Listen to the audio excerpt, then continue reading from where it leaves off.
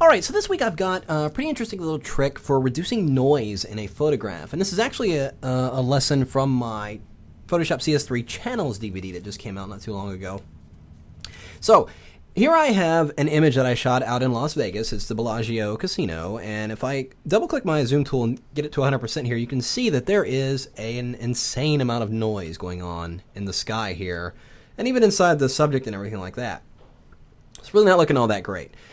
Well, here's how we're going to clean that up.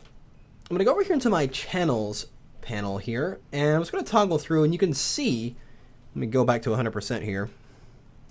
You can see, if I toggle through each channel, how much noise is going on. Now the red is just crazy. I mean, look at that. It's just unreal how bad the noise is in there. The green, it's a little grainy. It's a little bit cleaner, but it's not too bad. And the blue is, you know, again, like the green channel, it's got a bit of grain, but it's not nearly as bad. So let's start with the red. Now, this is the beauty of being able to edit these images by editing each individual channel. Now, if I go in here and just try and remove the noise directly on the composite layer, I'm going to probably over-adjust, you know, other channels that don't need it so much that it's going to look even worse. Now, I don't necessarily want that. So, by applying corrections to each individual channel only as much as each one needs it, the image will come out looking a lot better. So let's start with the red channel. And what we're going to do is go into the filter menu and go down here to blur. And we're going to use something new. It's called surface blur. Now what this is able to do is it smooths out large fields or large areas of tone and keeps edges relatively sharp. As you can see right away, the change it's made already on this one. If I toggle the preview on and off, look at the differences made. But look how the building is remaining sharp. Relatively sharp there.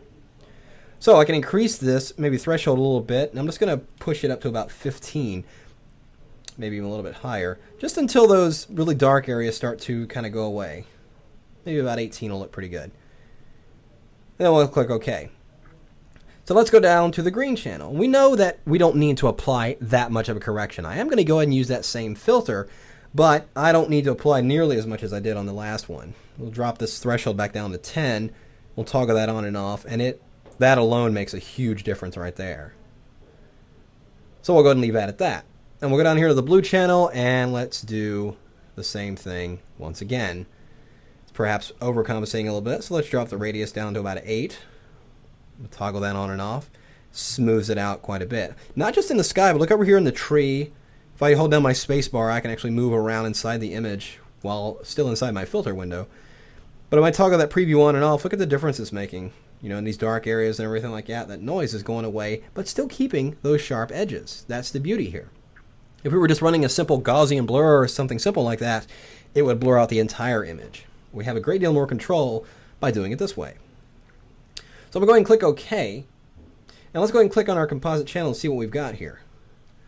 So if I scroll back up and zoom out here, let's look at that sky. I mean, look at that. I'm going to go ahead and make a duplicate of this image so we can do a side-by-side comparison here. Let's double click on that, and let's bring it up to about the same angle. Let's go back to this one and go under File and go to Revert. So bring it back to its original state, and look at that difference. It's unbelievable. There we go. Oh.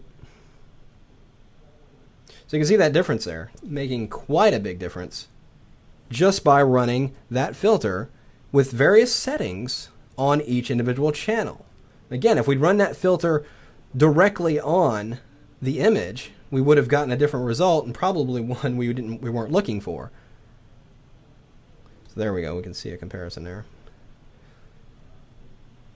So you can see that difference. All that noise is gone, and everything looks really good.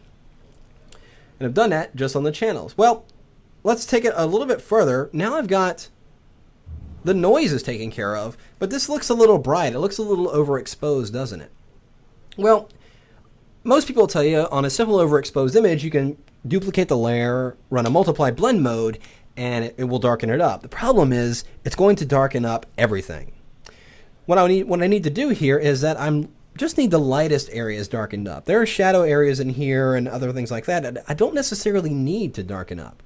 So here's what I'm going to do. I'm going to load the luminosity as a selection here on this image. And that's simply by pressing the Option command and the tilde key, which is a little wavy line next to the number 1. Or you can simply go into the channels and command or control click directly on this RGB, the top RGB channel. It will do the same thing. It will load the luminosity as a selection. So with those highlighted areas selected, I'm just going to press Command or Control J, and it's going to copy that area to its own layer. If I turn off my background layer, you can see there those areas are very, very faint. Then I will change that blend mode to multiply. You can see it's already given those colors a little bit more richness and darkening only the areas I need it to darken. And if I wanted to increase that effect a little bit more, just simply duplicate. Let's turn off that. Just simply duplicate the layer by dragging it to the new layer icon. And there you can see it's gotten a little bit more richer there. And if I can drop that opacity, if I want to lessen that effect a little bit, let's take it down to about 50%. And there we have that. So you can see, let me bring it back up the original. So there's our original, and we've taken it by removing the noise using channels. We were able to take it from this overexposed noisy image to a nicely colored noiseless image right there. So really quick and easy, using surface blur to remove noise by applying it to individual channels at various settings.